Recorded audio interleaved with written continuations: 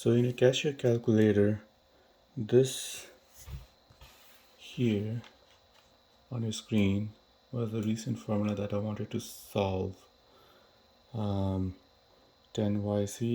plus 1.5y square 3 10 plus y 3yc and is equal to 830. It's a formula that I've been doing for a hydraulics problem where this one calculates the yc is a critical depth, and I wanted to get the value of yc on my cashier calculator, and I use that and I input the value. If you see, it's 10a plus 1.5a square upon 3a whole cube is equal to 832.938, and I click shift solve and it gives me an error.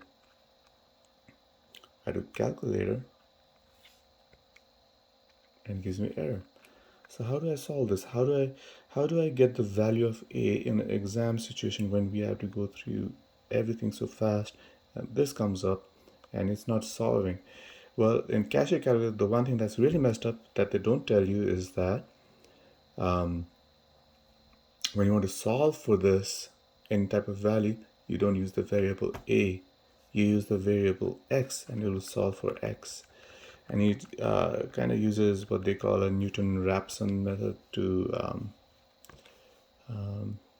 iterate and give the value. So it'll give you like two values, two options, a maximum and a minimum, and you have to see which one would be best suited for your equation to get that value. So if I do this, right, same thing, I did nothing else. All I did was change the variable from alpha to x so that we solve for x. Now we shift solve for x. Well, that was what I got previously. So you get 8.4. When you're doing this the first time, it'll give you a different value. Say let's change. Okay. Alrighty. So let's change that to say 500. Shift solve for x. Now it's gonna think. So one value is 1.57. Well, I guess it didn't do it. The last time I did this, it gave a separate other value.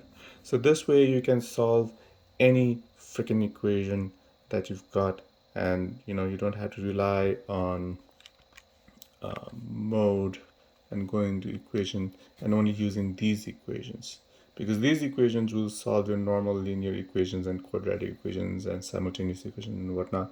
But if you have a specific equation in your exam just like that, and you want to get the value of any one variable real quick, then using these won't help you, right? So I don't know how to get this now.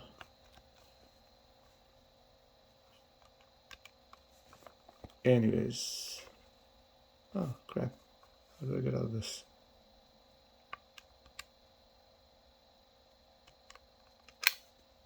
Haha. Anyways, infinite 1. So let's see if I can go. Well, I guess I can't go to the previous one. So all you have to do to solve this is type in the formula for the value of x and not any other variable, and then you should be good. Thank you.